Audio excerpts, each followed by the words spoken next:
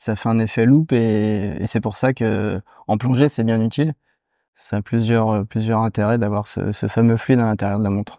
En fait, ce qui se passe, c'est que le fluide qui est contenu à l'intérieur, qui est une huile silicone, en fait, avec la température, avec la pression, elle va se dilater ou elle va se rétracter. Elle est indestructible. Bonjour et bienvenue dans Petite Montre entre amis. Aujourd'hui, j'ai le plaisir d'accueillir Romain. Il vient nous raconter 2 montres vintage étanches à 4000 mètres. C'est un collectionneur un peu fou, comme on aime les accueillir sur Daily Shoes. Vous avez bien entendu, étanches à 4000 mètres. Oh, excusez-moi. Allô? Ouais? Non mais attends, je suis en pleine diffusion. Quoi? Je raconte des carabistouilles sur cette histoire d'étanchéité à 4000 mètres? Écoute, tu regardes la vidéo jusqu'au bout, ok? Et on en reparle après, et tu me shootes un commentaire pour me dire ce que tu en penses.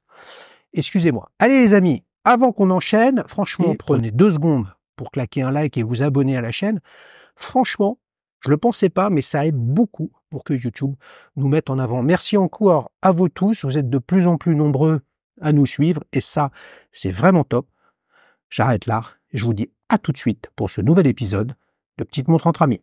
Ce programme vous est présenté par Daily Shoes, la première plateforme d'avis clients sur les montres. Des milliers de passionnés comme toi partagent leur avis sur leurs montres pour aider les autres à faire le bon choix. Rendez-vous sur www.dailyshoes.com pour raconter comment tu aimes ta montre. Salut Romain. Salut Xavier. Je suis ravi de t'accueillir dans l'émission.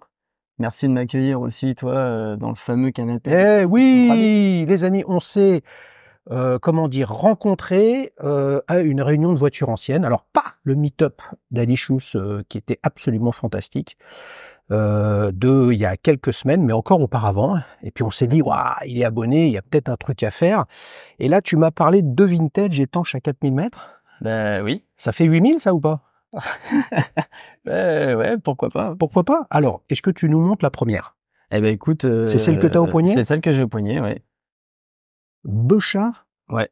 Genesis. C'est de l'équipement de plongée, ça? Ouais, c'est de l'équipement de plongée. Mais là, c'est une montre. C'est une montre, ouais. Il n'est pas venu à la nage, les amis. Est-ce que tu me permets de l'essayer pendant que tu nous en parles? Avec plaisir. C'est une montre qui date de quand? Elle date de, et très exactement, 1996. Donc ça fait près de 30 ans. C'est ça. Donc on va dire c'est une jeune vintage. Exactement. Marque française? Marque française, depuis 1904. Constant Bochat. Petit quiz là. Bon, il y a la casquette derrière. Je sais pas s'il y aura un quiz, on verra quand même.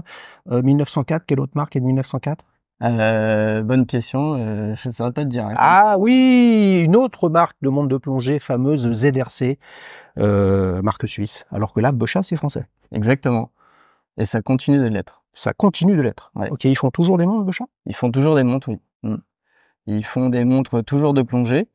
Et ils essayent de rester, je crois dans les années 30, ils avaient gagné un concours en fait de montres originales. Ouais. Donc ils continuent de faire de la montre de plongée et aussi de la montre un peu originale. Ok, tu peux l'essayer? Je t'en prie, Xavier. Hop, hop, hop. Tu repartiras peut-être pas avec cette fois. Ouais, je peux pas. Ah, mais dis donc. Extension de plongée, c'est bon, ça. Ça va. Non, mais alors attends, le cœur du sujet de cette montre, où là, je me suis dit, on a un truc fantastique à faire. Franchement, là, j'ai mon pote qui m'a appelé pour me dire c'est quoi ce bazar, etc. Comment ça, une montre plus étanche en profondeur qu'une Rolex Sea Dweller, une Bochat Genesis Pressure System 4000 mètres. Hydraulic pressure. Alors voilà, parce que je vous disais, il est un peu fou. Tu as essayé de devenir horloger, je crois. Raconte-nous un peu comment ça s'est fait. J'ai essayé de devenir horloger, exactement. En fait, j'ai fait une reconversion en horlogerie. Ouais. Parce que mon ancien travail, je me suis dit j'allais changer. Je m'ennuyais un peu dans mon ancien boulot. Et j'ai fait une formation, j'ai fait une reconversion et j'ai une formation donc d'horloger. Où ça?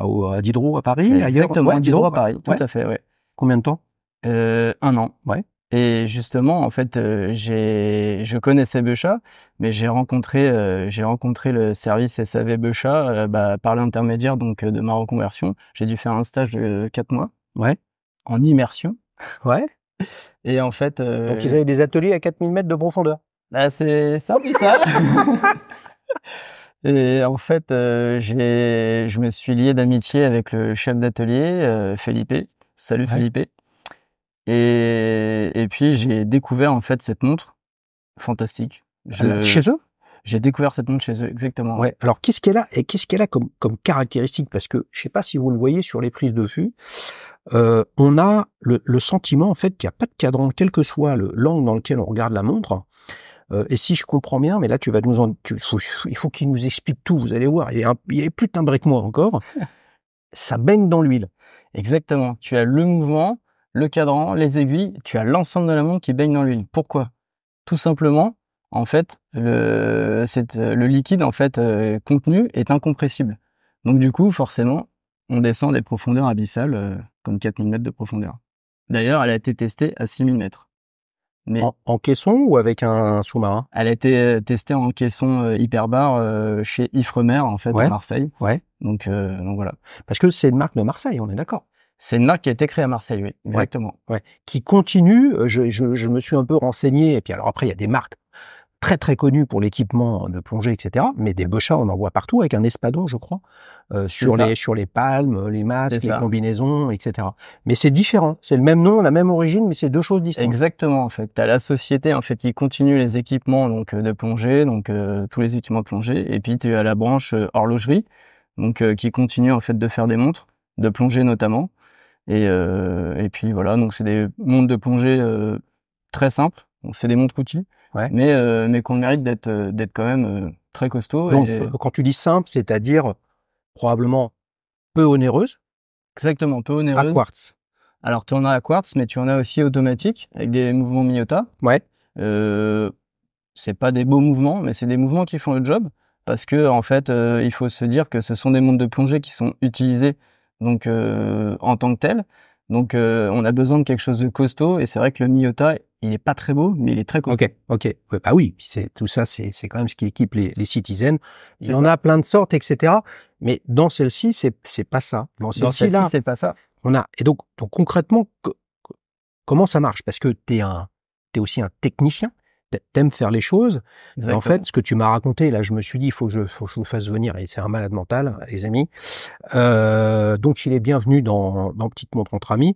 C'est que t'as une espèce aussi de soupape ici, là, parce qu'on a 6 trous. Comment ça marche? Alors, en fait, il y a un fond qui est percé avec une membrane. Pourquoi cette membrane? Parce que on a parlé tout à l'heure de fluide. On a parlé aussi de pression. En fait, ce qui se passe, c'est que le fluide qui est contenu à l'intérieur, qui est une huile silicone, en fait, avec la température, avec la pression, elle va se dilater ou elle va se rétracter. Donc, il faut qu'il y ait forcément un fond, il faut forcément qu'il y ait quelque chose de mobile en fait pour prendre toutes ces dilatations, rétractations. Donc, du coup, bah, ils ont demandé en fait à l'époque. Je crois que c'était Capital Innovation, de rechercher en fait comment ils pouvaient faire ça. En fait, ce qu'ils voulaient tout simplement, c'est ne pas avoir de bulle d'air. Donc en fait, pour éviter ce genre de bulle d'air, parce que la bulle d'air peut compenser en fait ça. Bien sûr. Et ben ils ont créé en fait ce fond, donc avec une espèce de membrane caoutchouc. Du coup, on a un cadran parfait, sans bulle, mais avec ce fluide à l'intérieur qui permet d'aller dans les profondeurs abyssales, mais aussi qui permet, quand on est en plongée sous-marine, je pense que si certains ont fait de la plongée, on peut s'apercevoir que sous certains angles, on a une réfraction en fait de la lumière. Et ben avec le fluide, on n'a plus ce problème, on a une lecture instantanée directe. Donc aucun problème de lisibilité. Aucun problème de lisibilité. Sachant que les amis, la plongée, c'est pas toujours aux Maldives ou dans la mer Rouge. Parfois, ça pique. Si on plonge dans l'Atlantique, à Brest, par exemple, ou à Pornichet, là, les eaux sont pas cristallines. Malheureusement. Tu fais de la plongée? Je fais pas de plongée. Ah là, bah voilà, là tout tombe à l'eau de ce que tu nous racontes là. Mais néanmoins, j'adore la plongée et cet été en Corse, j'ai fait un petit peu de plongée rapide. Je suis parti en pédalo à 6-7 mètres de profondeur et en apnée. Et puis j'ai plongé pour tester mes petites montres parce que j'ai pas de caisson hyperbar ou j'ai pas les moyens de faire des tests en caisson hyperbar. Donc j'ai testé moi-même mon étanchéité. Mais ok, donc tout va bien. Mais est-ce que tu es allé chez un horloger? Puisque au final, t'es pas horloger. Au final, je ne suis malheureusement plus horloger, je travaille dans l'aéronautique. Ouais. Mais bon, Donc t'aimes bien les choses techniques, la R&D, etc. Exactement. J'adore toutes les choses techniques. J'adore tout ce qui est créatif, tout ce qui est et puis réparation. Donc et c'est ce qui me plaît en fait dans ce genre de petites choses un peu oubliées, c'est que on va dire pour pas très cher, on peut s'équiper de ce genre de choses. On essaye de rechercher le passé, on essaye de rechercher les compétences techniques. Ouais. Et puis on arrive à avoir des choses sympas. Et puis surtout quand on aime bien manipuler, créer, bah voilà, on peut réparer. Donc toi, tu l'as intégralement réparé. J'ai intégralement réparé, ouais. Donc ça veut dire que quand tu l'ouvres, bon bah il y a des pièces classiques liées au boîtier, hein, les lunettes, le verre, la couronne, etc. Et j'imagine que quand tu ouvres le fond de boîte, tu as cette membrane, on va dire caoutchouc. Exactement, on a la membrane. Alors on ouvre le fond de boîte donc traditionnellement avec un outil spécial pour les montres de plongée. Ouais. Et donc en fait à l'intérieur on voit la membrane. Et puis on voit le mouvement quartz, parce que du coup c'est un mouvement quartz, parce qu'un mouvement mécanique dans l'huile c'est impossible à cause du spiral. Pour ceux qui connaissent un peu l'horlogerie, le spiral c'est un peu le corps de la montre. Et en fait s'il baigne dans l'huile, malheureusement il peut pas tourner. Donc en fait, il va tourner mais un petit peu version flagada quoi. Ça va pas être terrible. Il va tourner freely. Donc du coup en fait, on est obligé d'avoir une montre à quartz. Ouais. Et donc on a le mouvement quartz, la membrane, et donc c'est assez simple. Mais bon, donc voilà. Et puis après il y a tous les joints d'étanchéité qui vont avec, donc joints de lunettes, joints de couronne, joints de tube, enfin tout un tas de joints. Donc il faut aussi changer forcément, puisque bah pour garder l'huile, il faut avoir des joints neufs. Donc voilà. Donc j'ai changé mes joints. Le verre était bon, donc je ne l'ai pas changé. J'ai conservé le maximum de choses d'origine. On a un verre complètement plat. Hein. On a un pas besoin d'un verre bombé. Non. Puisque justement, là, le sujet, c'est la super lisibilité, puisque bombé, même s'il y avait le fluide, on aurait quand même un certain angle, un petit problème de lecture. Et puis, verre bombé, en fait, alors à l'époque, on faisait comme ça, mais en fait, on s'est aperçu qu'en plongée, en fait, il fallait pas avoir en fait, si tu veux, d'appendice, entre guillemets, parce qu'en fait, forcément, bah, t'es beaucoup plus sujet à taper sur quelque chose et t'as beaucoup plus de fragilité. Un verre minéral plat, comme c'est là et comme on faisait à l'époque, c'est des verres minéraux plats qui étaient renforcés. Donc en fait, c'est très costaud. Ouais. Et c'est même plus costaud que le saphir. Donc il faut le savoir. Et donc voilà, t'as vraiment un outil, t'as vraiment une tool watch par excellence. Et quand tu l'as démonté, tu l'as nettoyé, tu l'as bichonné, tu machin, t'as vérifié les références de piles, si c'était les bonnes, à l'oxyde d'argent, enfin bref, etc.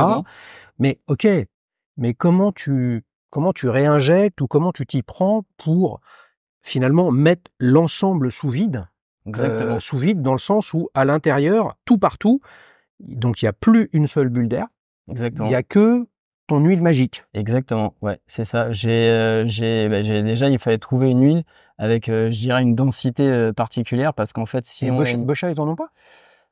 Ils en ont plus. Ils en ont plus, malheureusement. Parce que ça n'a pas été, ils sont pas allés Bochat entre guillemets dans le néo-vintage en essayant de refaire cette montre. Ils ont essayé de faire quelque chose, mais malheureusement, en fait, le mouvement était pas adapté, ou l'huile peut-être pas assez fluide. Il faut vraiment une densité très particulière. Donc tu as cherché à droite à gauche, j'ai cherché avec à tes droite contacts. à gauche, les datasheets, les fiches techniques. J'ai beaucoup cherché sur Internet, voire quelques années, avant de trouver quelque chose qui me Et t'as trouvé ou pas? J'ai trouvé. Bah oui, il a trouvé, il l'a testé encore. Exactement. Les amis, vous avez pas écouté, c'est pas possible. Et une fois que t'as trouvé, comment tu t'y prends? T'injectes, un truc sous pression? Pas du tout, non. En fait, tout simplement, je fais ça. En fait, j'immerge complètement la montre dans un récipient propre avec mon huile. Et puis les gants, forcément. Et puis Bruxelles. Et puis il faut être hyper méticuleux, il faut faire très attention. Et c'est-à-dire que tu immerges l'ensemble. Exactement, j'immerge l'ensemble et en fait je fais la manipulation uniquement dans l'huile. Donc c'est mon petit procédé spécial. Je me suis fait ma procédure. Voilà. Ok, mais t'as remis le mouvement d'époque. J'ai remis mon mouvement d'époque qui était un ISA 1198 pour ceux qui connaissent un petit peu. Donc ébauché ça. C'est ça, c'est des mouvements pareils en ISA fait. ou ESA? ISA. Ah, avec un I. ISA. Ah, ISA donc c'est pas 1198. ébauché ça alors. Alors, Tu sais qui a fait ça? ISA 1198, Ouais. bonne question, je ne sais plus. Alors peut-être que... Ah les amis, si vous avez des infos là-dessus, on est gravement preneur. Si on revient à l'esthétique même de la montre, parle-nous, dis-nous un peu ce que tu en penses, comment tu la décrirais, parce qu'il y a plein de choses à dire dessus. Bah écoute, il y a un terme qui est pas sur la plateforme Daily Shoes, qui est pour moi indestructible. Elle est indestructible. Quand je l'ai ouverte pour la première fois, j'ai vu qu'il y avait le mouvement, il y avait une pile en place. Je me suis dit, je vais tenter, je vais retirer la pile et je vais remettre une pile neuve pour voir ce qui va se passer. J'ai mis une pile neuve et là, la trotteuse, elle a frémi et d'un coup, pouc, pouc, c'était reparti. Donc pour moi, elle est indestructible. Donc c'est l'adjectif que tu nous donnes. C'est l'adjectif que je vais te donner, qui était pas sur la plateforme Delicious et que je rajoute, Xavier, avec ma petite... T'as déjà déposé un avis dessus? Ouais, bien Ah sûr, là là. bien sûr, il faut. Et en plus, je vais lui repasser toutes les belles photos qu'on fait ensemble sur le sujet et que vous pouvez voir pendant qu'on échange. Elle a une esthétique, cette montre. Si on devait parler de bracelet, boîtier, lunettes, cadran, couronne, aiguille. Tout ça, ça fait 6. Ça fait 6 éléments. Mis à part l'aiguille des heures Mercedes, Oui, bien connue les années 90. chez Rolex depuis de nombreuses années, qui est quasiment une marque de fabrique de Rolex. Bien sûr. Tout le reste, c'est vu nulle part.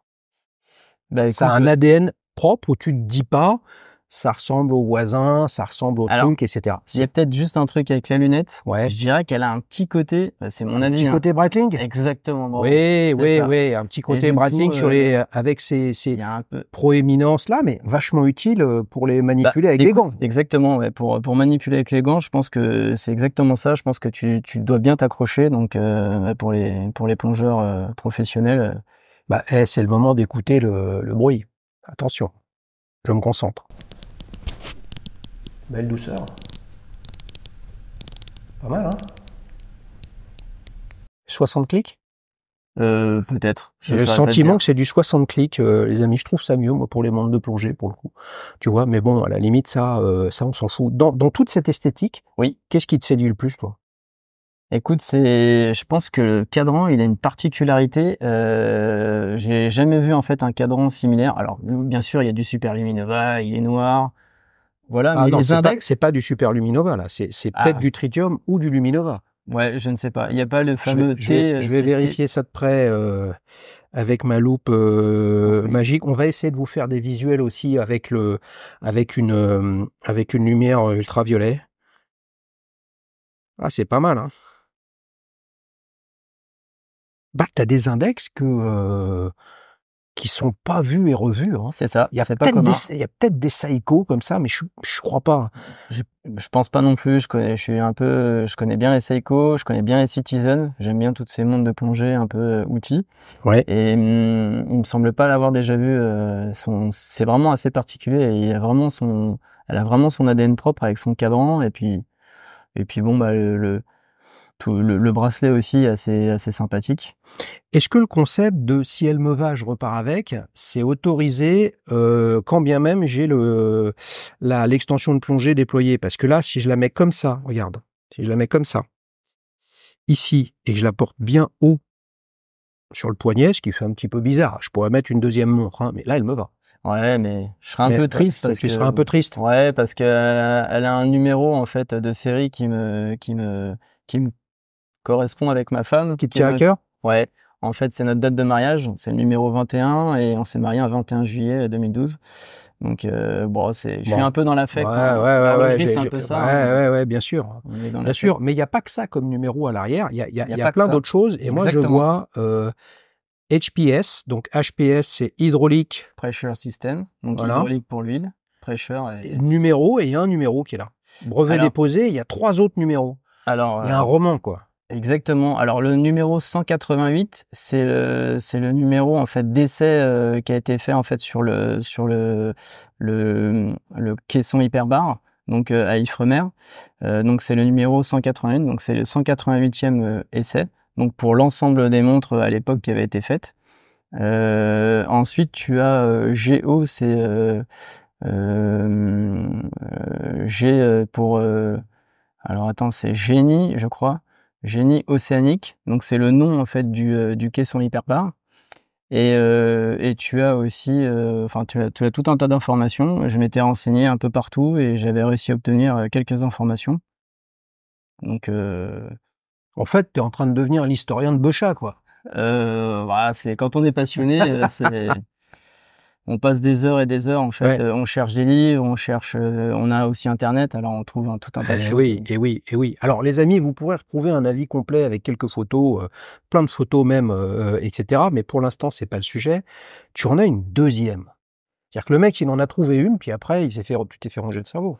Bah, ouais, comme nous tous, hein, malheureusement. Aïe, aïe, aïe, aïe, aïe, aïe. Alors, ça, c'est bracelet acier, cadran noir avec des index super originaux. Et tu en as une autre, j'en ai une jaune autre de mémoire. Exactement, qui est jaune. On pose cette fille ici. C'est ça. Ah oui, non, mais là, ça n'a rien à voir. Écoute, tu as je la compare rapidement. Bah, rien à voir, en fait, c'est le même boîtier, à peu de choses près, la même lunette, même si c'est quand même en termes de proportions différents. Par contre, là, t'as un cadran complètement différent. Là, on amène le soleil dans le studio. T'as Titi qui est arrivé dans le cadran de Rominet, quoi. C'est exactement ça. Hein? Donc là, t'as un jaune qui pète avec des index sobres. C'est ça. En chiffres romains. Celle-là, tu l'as eu après? Celle-là, je l'ai achetée après, oui, exactement. Donc, même architecture. Tout pareil. Tout pareil. Mouvement, tout pareil. Il y a vraiment des différences. Ah. Je vais vérifier. Ouais, les différences, c'est que celle-ci paraît un petit peu plus civilisée. On pourrait presque la porter en ville. Exactement. Tu vois, hein, c'est ça. Et on a un numéro à l'arrière qui est différent. Non, t'as encore le HPS 59 là. C'est ça. Mais le numéro de série est différent. Ok. Là, on est dans les ch'timis, c'est le 59. Ça, c'est pour les copains du Nord, quand je dis on est chaud comme des baraques à frites. Voilà. Mais après, non, mais on n'est pas t'es pas de Lille.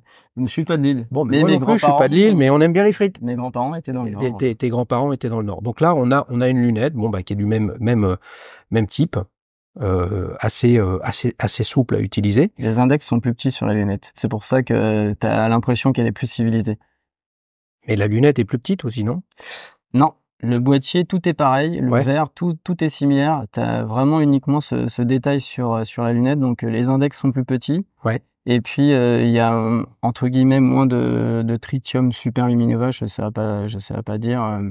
Ce sont uniquement des points et tu as uniquement les aiguilles Mercedes. Alors là, je sais pas si vous le voyez, et j'espère que les vidéos le rendront hommage à ça. Mais là, je mets la montre comme ça, donc elle est quasiment à 90 degrés, à 180 degrés par rapport à mon regard, pardon. Et là, j'arrive encore à lire l'heure. Non pas parce que je m'en souviens, je viens de la lire, mais parce qu'il y a pas de reflet. Là, j'ai l'impression d'avoir un cadran complètement plat. C'est le fluide qui te permet ça, en fait. Ouais. Ça fait un effet loupe et c'est pour ça que en plongée, c'est bien utile. Donc, ça a plusieurs intérêts d'avoir ce fameux fluide à l'intérieur de la montre. Hydraulic Pressure System, ça me fait penser à des modèles peu ou prou de la même époque qu'avait lancé Bell & Ross, avec Hydromax 1 et Hydromax 2. Ouais, exactement. Mais c'était des montres à quartz, c'est ça? Eh ben, c'est exactement le même principe puisque c'est fluide silicone, montre à mouvement quartz et puis voilà, c'est vraiment exactement les mêmes. Seulement la technologie en fait au niveau du fond de boîte est différente. Donc t'as pas ces ouvertures là. T'as pas ces petites ouvertures là et tu l'as aussi de mémoire tant que j'y pense, tu l'as aussi chez Zinn et à Timefest. Je suis allé voir Zinn et je suis allé avec ces montres là justement et ils l'ont pris en photo parce qu'en fait eux leur système chez Zinn c'est le fond de la boîte aussi donc qui est particulier mais c'est au centre. Au centre, il y a un système en fait de ressort et en fait c'est le fond de la boîte carrément qui se soulève pour les fameuses dilatations d'huile et les fameuses pressions aussi. C'est intéressant ça. Pour ceux qui n'auraient pas saisi, Timefest, les amis, c'est comme le Hellfest avec AC/DC ou Metallica, mais c'est le Timefest version horloger. Ça a eu lieu cette année au mois de juin à Bordeaux et c'était organisé par un triumvirat de Aurel, la boutique à Bordeaux, où vous trouvez des zines notamment. Édouard du podcast Démontrez-vous, et puis j'ai oublié son prénom parce que je le connais moins, mais de Mona Watches, et tous les trois, ils ont chacun monté ce festival, c'était un week-end, c'était très sympa. J'espère, les amis, que vous renouvellerez pour l'année prochaine. D'ailleurs, on s'était croisés là-bas. Exactement. C'était très très cool. La Hydromax 2 de Bell & Ross, par contre, de mémoire, elle était étanche à 10 000 mètres. Exactement. C'est une affaire d'après toi, de quantité. Je crois même que c'est 11 000 mètres. 11 000 mètres. Ouais. Ah, c'était la course à la plongeuse qui va le plus profond. Exactement. D'ailleurs, je ne sais pas, en fait, j'ai pas réussi à trouver d'informations si c'est Bell & Ross ou Bechat qui avait sorti en premier ce système. Mais alors, autre question, peut-être pour nos amis de Bell & Ross, s'ils veulent nous répondre. Est-ce que à l'époque, Bell & Ross était devenu une marque à part entière et non pas un Bell & Ross by Zinn, puisqu'au début, ils ont démarré en logotant des montres Zinn au nom de Bell & Ross. Il me semble qu'ils ont dû, un peu comme Bechat avait missionné Capital Innovation pour rechercher. Je pense que Bell & Ross a fait la même chose avec Zinn. Alors, pour préparer l'épisode, quand même, je suis allé jeter un œil sur le site de Bechat. Moi, je pense qu'il faut leur donner un petit coup de main quand même aux amis de chez Bechat, etc. Parce que là, quand on regarde ça, franchement, on a des plongeuses avec de la technologie, on a un look qui est différent de tout ce qu'on peut voir. Et là, c'est français. Il y a un ADN historique.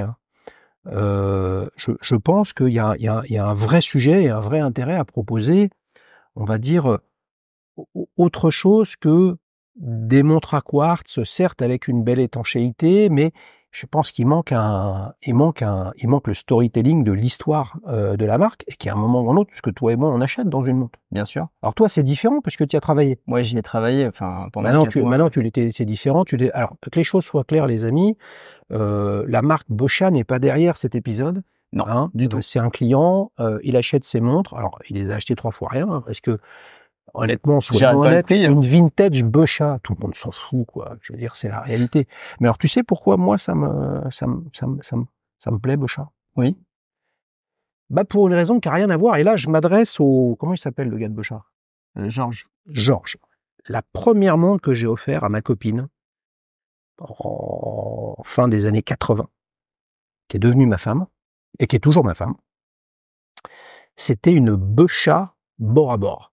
Petite montre pour femme, ronde, à l'intérieur d'une boîte en bois, un peu inspiration nautique, régate, marine. Je vais pas dire une Corum Admiral's Cup, mais un truc. Donc Georges, c'est Georges, hein. C'est Georges. Nicole, il vient de me le dire, j'ai déjà oublié, quoi. Si vous en avez une dans votre besace et dans votre stock, je serais grandement preneur, puisque elle ne l'a plus et nous ne l'avons plus, cette montre, et ça m'ennuie. Mais tu vois, comme quoi, il faut, dans l'horlogerie, bien comprendre que c'est un sujet de passion et d'émotion. C'est sentiment. On peut se souvenir d'une paire de pompes qu'on avait il y a 30 ans et qu'on aimait beaucoup, mais la trace est quand même assez faible. Oui. Hein. Par contre, on peut avoir une paire de pompes de super qualité, très très haut de gamme, fait à la main, etc., qu'on a acheté à 30 ans et qu'on porte encore. Mais là, il y a une dimension de souvenir, et une dimension d'histoire, tu vois. J'essaye de lui reprendre celle-ci, là. Bah non, la numéro 21. Quoi. Non, donc, numéro 21, si on change le fond de boîte entre les deux, et je récupère, tu vois, on fait un échange standard. Ouais, j'aurais du mal, non, j'ai trop d'affect, les souvenirs quand j'ai travaillé chez Bechat, et puis ma femme, hein, forcément. Oui. Non, mais quitte à choisir, je comprends. Il préfère sa femme à faire un cadeau à Xavier Daily Shoes. Bon, je le comprends. Les amis, avant qu'on enchaîne sur souvenir, parce que tu vas y avoir droit, la saison 6, vous avez vu, il y a quelques ajustements, etc. Mais il y a toujours la séquence souvenir. Mais avant ça, le très attendu 60 secondes chrono, où là, je vais te bombarder de questions. et tu me réponds oui, non, ou ce qu'il y a dans la question, très simple. Le sujet n'est suffit. pas de développer. Et le sujet après, c'est de te taquiner pour voir si tu nous as pas raconté des carabistouilles. T'es prêt? Je suis prêt. Ta complication préférée? 3 aiguilles. Ton dernier achat? Mon dernier achat, mes 2 chats. As-tu revendu une montre? J'essaye d'en vendre une, mais j'y arrive pas. Laquelle? Une Seiko 6309. Ouais. Chiffre romain ou chiffre arabe? Chiffre romain. Où tu trouves les meilleurs avis clients sur les montres? Dialysus, bien sûr. Chrono ou plongeuse? Chrono. Bell & Ross ou Panerai? Bell & Ross. La montre préférée de ta collection? 2 chats. Une belle boîte, quand on achète une montre, ça compte? Ça peut être intéressant, oui. Fan des séries limitées? Oui, Tu préfères acheter neuf ou d'occasion? d'occasion. Ta marque préférée? Omega, Tu te vois avec une seule montre? ce serait difficile. Intéressé par les micro-marques? Oui, Tu veux en citer une? Baltic, Bracelet rubber ou NATO? Rubber. Tu te vois avec une montre en or? Oui, Est-ce que tu plonges avec tes plongeuses? exactement. S'il ne devait t'en rester qu'une dans ta collection, C'est une 2 chats. le modèle de tes rêves? Universal Genève. Ah! Il attend le relancement de la marque qui a été rachetée par Breitling, ou en tout cas par le fonds d'investissement propriétaire de Breitling. On va voir ce que ça donne. T'aimerais qu'ils relancent quoi, Universal Genève? Les chronos, ou les pole routers, ou leur dress watch? Une pole router. Ou pole router? Une pole router, c'est un peu quelque part une Dresswatch parce qu'elle est assez fine. Ouais. Et puis tu peux t'en servir un peu au quotidien parce que ça reste une petite tool watch entre guillemets. Elle est étanche. Enfin C'est étanche, une pole router? Elle va pas à 4000 mètres comme la Bocha Genesis, hein? Ah, bien sûr, mais tu peux te baigner, je pense, aisément avec. Tu peux faire pas mal de choses et du coup, c'est ce qui est intéressant, c'est que les gens aiment bien avoir quelque Mais chose. imagine, ils la ressortent. T'irais sur une nouvelle pole router ou t'irais sur une vintage? Je crois que j'ai beaucoup d'affect avec les montres anciennes parce que les histoires, je trouve qu'il y a T'as des envie de histoires. bricoler aussi. Ouais, j'ai envie de bricoler aussi, je suis d'accord. C'est vrai. Aïe, aïe, aïe. Alors, il va nous raconter comment il s'est fait manger le cerveau et la passion et l'estomac par les montres avec la séquence souvenir. Alors, tu as quel âge, Romain? J'ai 40 ans. J'ai eu 40 40 ans cette année. Tu fais plus jeune. Ah bah je te remercie, c'est Bah gentil. ouais, non, mais là, je lui aurais donné 35 max. Ça a C'est- démarré avec quoi comme premier souvenir de montre? Aussi loin que possible. Et ben c'était une flic-flac qui m'avait été offerte par mon grand-père Ouais. et de couleur verte parce que j'aime bien le vert. Et T'es habillé comme moi en bleu. bah oui, je sais, mais mais j'aime bien le vert. Et je l'ai toujours. Ouais. Tu l'as amené? Je l'ai amené, oui. Eh bing, allez, une petite claque rapide là, vas-y. Allez, Elle est avec toi là ou... Elle est avec Non, moi, oui. Non, parce que si elle est derrière la caméra, c'est pas bon. non, elle est avec moi. Là, j'ai Je mon l'ai. pote qui va me rappeler, qui va me dire, attends, qu'est-ce qu'on fait là? Ah ouais, mais il y a pas de... Ah, la pauvre, elle a. Ah, non, mais- Je l'ai mais- utilisé, hein. Je l'ai utilisé. Faut que tu lui mettes un bracelet quand même. Faut lui mettre un bracelet, faut lui changer la pile aussi, la pauvre. Ah, énorme ce truc. Oh, Alors j'adore. c'est la toute première qu'ils avaient sortie, donc elle est de 1987, Ouais. l'année de naissance de ma femme. Ouais. Et Ouais, je peux pas la reprendre celle-là alors. ah non, non Ah plus, non, non. ouais, ouais. Et puis elle a été offerte par mes grands-parents, donc c'est un souvenir aussi pour moi. Donc c'est les toutes premières qui ont été sorties en 87 et du coup je l'ai conservée dans un petit coin et bon elle a vécu parce que bah je l'ai mis à l'école, je l'ai Ah utilisé bah oui, au quotidien. oui, bien sûr, bien sûr. Mais dans ta tranche d'âge, tu vois, né au milieu des années 80, C'est ça, flic-flac, 35-40 ans, c'est du flic-flac. c'est ça. Non, mais là, peu sont venus avec leur flic-flac lors de Souvenir. Moi, tout de suite, ce que j'ai vu, un truc que j'adore, c'est qu'il y a le blason ETA, Ouais, que généralement, on je suis voit d'accord. sous le balancier spiral frappé C'est vrai. sur la Là, tu l'as platine sur la boîte. d'une montre automatique. Là, tu l'as.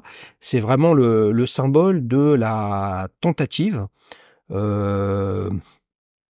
pas inespéré à l'époque parce que Swatch était déjà passé par là, hein, mais de se sortir du marasme où, non pas que les Suisses s'étaient fait doubler par la technologie japonaise, mais c'est juste qu'ils n'avaient pas la capacité industrielle et l'organisation de l'industrie horlogère suisse, c'était pas comme celle des Japonais, et donc ils se sont fait bouffer sur les volumes, et qui dit volume dans des produits électroniques dit prix de revient faible, ce qu'ont pas su faire les Suisses, et donc forcément ça a commencé à chauffer pour eux, mais fin 80, début 90, ça a été le début du renouveau.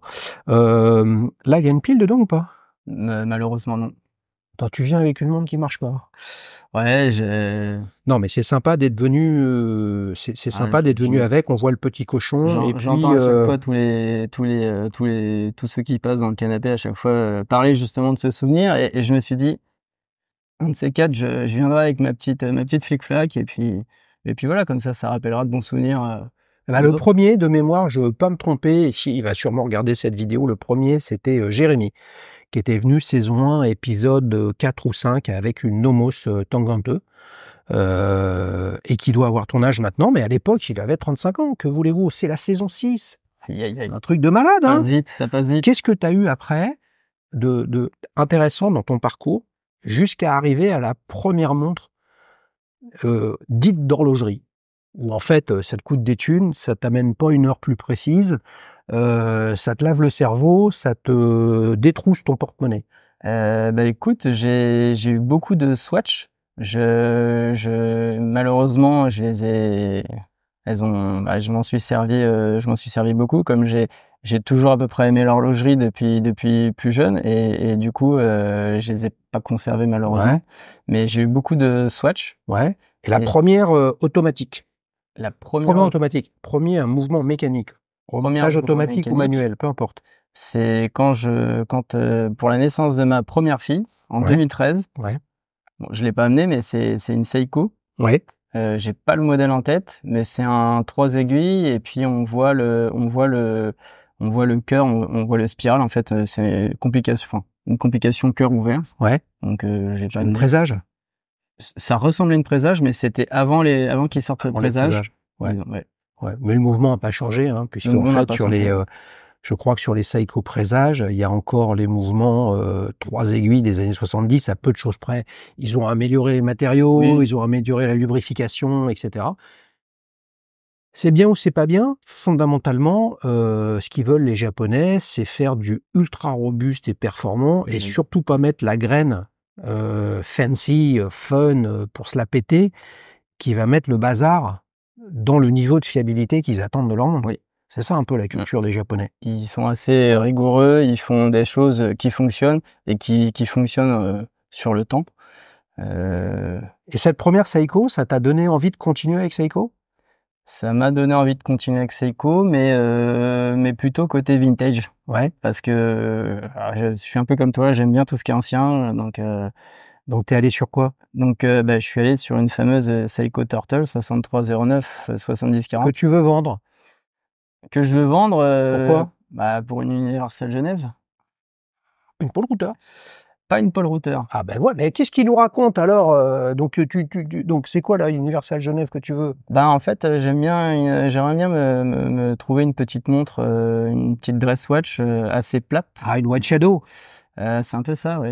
Ah, la White Shadow. Peut-être qu'on va en voir une sur la chaîne. Alors attendez, quand je dis ça, ça veut dire que on va enregistrer une vidéo. Celui qui vient, peut-être qu'il viendra avec sa White Shadow. Sinon, je vous mettrai une photo là, une belle White. Non, elle viendra pas. Je dis des conneries parce qu'elle est en révision, mais c'est pas grave. Je vous mettrai quand même la photo issue du meet-up qu'on a fait. On était pas loin de 25 à la Baule cet été. Des meet-up, vous verrez les amis. Si vous voulez participer à un meet-up d'Ali-Shoes, c'est très simple, faut vous créer un compte sur la plateforme. Et à partir de là, vous recevrez les emails avec les invitations pour les différents meet-up. Le dernier, c'était un meet-up Classic Cars and Vintage Watch, donc crossover voiture ancienne et montre vintage. Si vous voulez faire ça, www.dalishoes.com. Donc tu veux te séparer d'une Seiko pour aller sur une Universal Genève, ok? Et au-delà de tes bochas, où là, il y a une dimension personnelle, il y a une dimension de ta tentative de devenir horloger, puis finalement, tu as fait d'autres choix. Il y a une dimension personnelle parce que tu connais Jean de Beuchat. quelle est parce que les Seiko, c'est fantastique, il y a un choix colossal. C'est compliqué aussi parce que je déconne un peu, mais entre 500 et 5000 balles, on a l'impression que parfois c'est la même montre. En fait, c'est pas du tout la même, mais vu de loin, on pourrait se dire, etc. Et quand on s'approche de près et qu'on comprend, bah, c'est justifié, en fait, c'est un écart de prix. Voilà. Sinon, un modèle dans ta collection autre qu'une Seiko, un japonais, est-ce qu'il y en a une dont tu veux parler? Ma Speedmaster. Je l'ai acheté un petit peu à cause de toi. Avec la série Watch Out? Exactement. Ouais. En fait, c'était en fait les dernières 1861 qui avaient été arrêtées d'être produites en 2017 de mémoire. Et il restait en fait, il en restait à vendre, mais chez des AD en fait à droite à gauche. Et je voulais absolument celle-là parce que je trouve qu'elle a un côté désuet. Elle est remontage manuel avec un mouvement enfin, tu vois ce que je veux dire, qui gratte, ouais. Et puis, enfin, verre Ezalite, enfin voilà. Donc, pour moi, je voulais vraiment, comme j'aime bien les montres anciennes, je voulais quelque chose de vraiment ancien, Mais nouveau.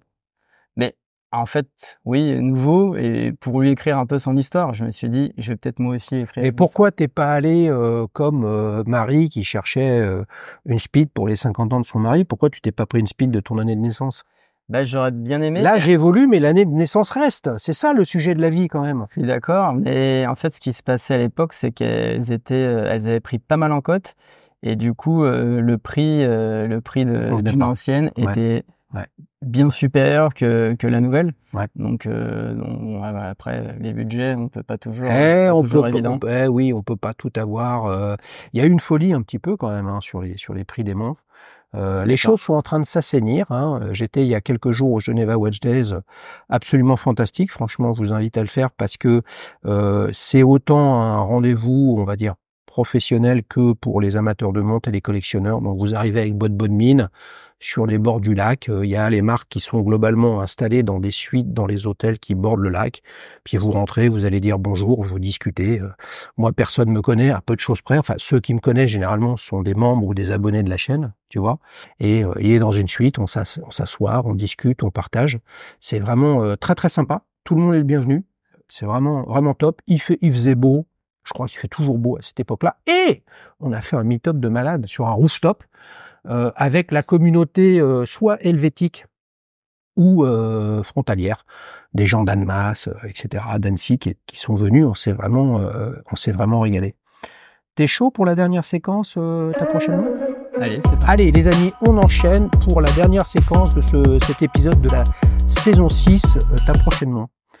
Alors, on en a parlé un petit peu, t'as peut-être pas forcément quelque chose dans le tuyau de concret. Si c'est le cas, de quoi s'agit-il?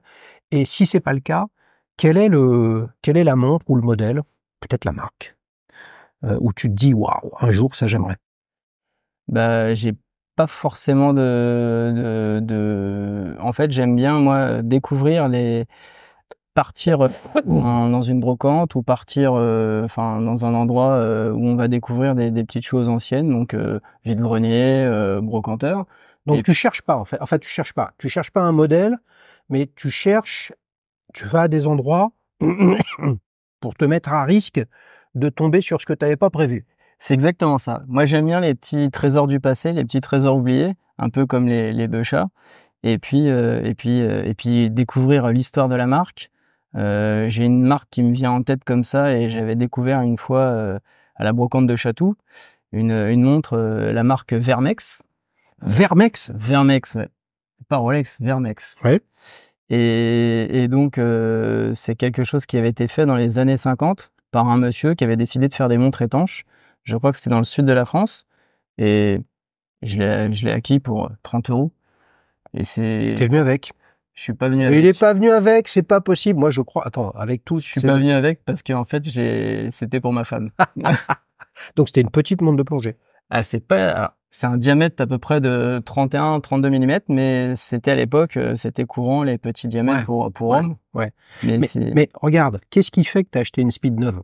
Enfin, neuve. Elle était pas neuve, mais récente. Tu vois, acheter une speed récente, c'est pas t'as trouvé ça dans un tiroir à la brocante de Sayagouz sur les hauteurs de Perpignan, quoi. Tu vois ce que je veux dire? Ouais. Donc là, t'as envie de te faire surprendre parce que t'attends pas. Ça, c'est vraiment ta philosophie, ou alors simplement dans l'offre qu'il y a aujourd'hui neuve, par exemple, au regard du budget que tu peux mettre ou que tu as envie de mettre, tu trouves pas ce qui te plaît. Il y a une histoire de budget aussi, oui, parce que c'est vrai que quand on s'intéresse aux montres et quand on veut acheter une belle montre, et forcément il y a un budget. C'est pas toujours, je dirais, puis bon, quand tu as une famille, enfin tu vois ce que je veux dire, c'est pas toujours évident. Donc Tu préfères nourrir tes enfants que d'acheter des montres? bah, c'est un peu ça. Et du coup, je trouve qu'il y a, je dirais, il y a peut-être plus de plaisir et de satisfaction à tomber sur un petit trésor oublié. Je trouve ça chouette. C'est ce qui me, et puis surtout, comme tu as dit justement tout à l'heure, moi j'aime bien réparer, j'aime bien bricoler, et quand tu achètes une montre neuve, bah du coup l'intérêt est différent. Je suis fasciné et à la fois consterné par ce que tu dis. Fasciné parce que c'est génial et consterné parce que tu es un concurrent. Ah. Moi, je suis sur la même mécanique et en fait, je me dis qu'en fait, je vais continuer à chiner des trucs qui me surprennent et qui m'interpellent en me disant, je tente ma chance pour essayer de la faire réparer, de la faire revivre et puis je te les enverrai. Bah pourquoi pas. Hein? Mais oui, c'est ça, en fait, le sujet, c'est le message. Moi, il y a une logique de transmission quand même dans toutes ces histoires de montres. Quel que soit le budget, en fait, qu'on soit à 50, 500 ou 5000 ou 50 000, si vous avez 5000 balles à mettre dans une montre, il y a plusieurs façons de les mettre. C'est d'acheter une montre à 5000 balles en boutique et là, grosso modo, tout le monde va vous dire, bah, achète-toi une Tudor Black Bay. Très bon choix, c'est fiable, c'est beau, c'est réussi, c'est robuste, il y a l'ADN de Rolex, mais sans être brandé Rolex, donc on peut peut-être plus l'assumer pour ceux qui veulent pas assumer le Rolex. Enfin, bref, chacun voit midi à sa porte, etc. Mais à 5000 balles, vous pouvez vous acheter une vintage fantastique en or jaune. Enfin, il y a plein de choses. Mais là, c'est plus risqué, c'est plus compliqué. Faut savoir la faire entretenir, faut savoir la faire réparer si elle marche pas. Faut avoir le contact, faut avoir le réseau. Et puis, faut être un peu joueur. Toi, t'es joueur en fait. Hein. Il a un petit rictus de mec malin. Regardez-le là, regardez-le. Non mais t'es joueur. Toi, t'as envie de redonner vie à un truc qui marche plus. Bah ouais, c'est un peu, je dirais aussi dans l'air du temps, de plutôt que de consommer et d'acheter du neuf, et c'est bien, mais j'aime bien ces petites choses un peu oubliées, et puis ces choses de qualité aussi ancienne, parce que dans le temps on faisait les choses, le cahier des charges était différent, et les gens étaient impliqués, ils aimaient ce qu'ils faisaient. Bon, c'est vrai qu'aujourd'hui, c'est un peu l'usine, tac, tac, tac, tac, tac, tout est parfait, tout est impeccable. Bon, à l'époque, bah, t'avais peut-être un petit défaut de peinture, t'avais un défaut d'aiguille, et du coup, bon, je suis un peu bizarre, mais c'est sympa. Non, mais si, t'es bizarre. J'ai vu que t'étais bizarre, c'est pour ça que je me suis dit, on va faire un super épisode, etc. Parce que s'il y a du convenu du lambda, c'est moins intéressant. Ça peut être intéressant. Mais ça veut dire que le concept de junk watch, comme la junk food ou alors la fast fashion, tu vois, la fast watch, le symbole de la fast watch ces dernières années, c'est la Moonswatch. Ouais. T'en as une? Non, j'en ai pas. Ah, ça, la grimace comme ça veut dire, t'aurais aimé en avoir une? Parce que c'est le symbole de la montre sympa, vite fait, branchée, fun. J'en ai une, j'ai pas de problème avec ça, je suis même content de la porter parce que j'ai changé le bracelet. D'accord? Mais c'est quand même c'est la fast fashion portée sur les montres, et auquel cas, ça finit dans un tiroir, et puis ça va finir dans l'océan, à l'intérieur de la trachée d'une tortue, quoi. À 4000 mètres? À 4000 mètres, et là, on ira la chercher avec la Beucha bord à bord, tous les deux, Romain et Xavier, en binôme, comme les nageurs des forces spéciales. Les amis, je vous le redis, si vous n'avez pas vu l'épisode avec le sergent Nicolas, ex-membre des forces spéciales et du service action de la DGSE, un espion le mec, un épisode fleuve, pas loin de 2 heures, je pense que tu l'as pas encore vu, le truc qui déchire, peut-être le plus bel épisode que j'ai fait, et Dieu sait qu'il y en a beaucoup sur la chaîne. Donc ça veut dire que je peux rien te souhaiter. Si, je peux te souhaiter de trouver quelque chose, mais je sais pas quoi. Bah ouais, Un petit truc que t'aimerais trouver là. ouais, une petite Universal Genève, mais tu sais, quelque chose d'extra plat, très simple. Il y en a des pas très chers, j'ai vu, et j'attends là. Alors, moi, Je j'ai une sais reco que pour toi. J'ai une reco, j'en ai déjà parlé, t'as déjà entendu. Il y a un site pour acheter. Enfin, il y en a plusieurs, forcément, mais celui où il y en a beaucoup des White Shadow et des White Shadow qui marchent pas. Et des White Shadow, il y en a eu plusieurs. Il y a celle version Ellipse, Digenta. Je sais pas si c'est lui qui l'a fait ou pas. Puis après, il y a d'autres formes sur les White Shadow. Index romain. Donc ça lui va bien parce que un, il aime bien et deux, c'est son prénom. Moi, ça me va pas. Tu vas sur JAUCE, JAUCE.jp comme Jean-Pierre, mais ça veut dire Japon. Le yen a encore baissé. Donc tu peux acheter, je pense, une White Shadow à entre 150 et 200 balles qui va te revenir à entre 250 et 300 balles avec tous les frais de transport, d'importation, etc., etc. Et t'as une toquante ultra slim, et là, c'est ce tu que seras je veux. content. Et tu tapes Universal Genève Junk. Junk. Ça veut dire qu'elle marche pas. Parce que toi, tu sauras la faire marcher. Eh ben écoute, ouais. Puis si Merci Xavier. et si tu en vois deux de bien, j'en prends une avec toi. Comme ça, on n'a pas le même prénom, mais on aura la même montre parce que j'ai bien compris que tu voulais pas me refiler l'une des deux Bocha, quoi. Bah, j'ai vu que tu m'en avais piqué une au poignet. Non, j'ai pas piqué, je vais lui rendre. Les amis, on s'est régalé. Merci beaucoup, Romain. Merci à toi Xavier de m'avoir invité. C'est Eh vraiment oui, gentil. parce que là, c'est un mix entre il voulait venir, machin, vous l'avez vu, il est souriant, il est punchy, c'est un coquin, c'est un malin, il est un peu foufou comme collectionneur, comme nous tous, mais il était trop timide pour me demander de venir sur la chaîne, et donc je l'ai libéré de ce fardeau, et on s'est régalé. Si vous voulez participer, www.dailychoose.fr, vous remplissez un formulaire. Et puis on discute de votre venue, d'où vous venez, comment on fait en termes de logistique, etc. S'il y a un truc de sympa à faire. J'espère que vous aimez bien ce format un peu différent de la saison 6. Et je vous dis à très bientôt. Puis surtout, rendez-vous sur www.dailychoose.com pour créer un compte. Vous pourrez bénéficier de tous les avantages de Daily Shoes, des discounts, des remises, des événements, des meet-up, etc. avec des marques partenaires, que ce soit des marques de montres ou des accessoiristes. Pour en bénéficier, il faut être membre de la plateforme comme Romain et comme vous tous qui êtes très nombreux, mais plus on est de nombreux et plus on est fou. Je crois même que c'est l'inverse, mais ça c'est pas grave. Plus on est de fous, plus on est nombreux. Aïe, aïe, aïe, aïe, aïe. Allez, salut les amis, ciao, ciao. Salut. Ce programme vous est présenté par Daily Shoes, la première plateforme d'avis clients sur les montres. Des milliers de passionnés comme toi partagent leur avis sur leurs montres pour aider les autres à faire le bon choix. Rendez-vous sur www.dailychoose.com pour raconter comment tu aimes ta montre. Salut Romain.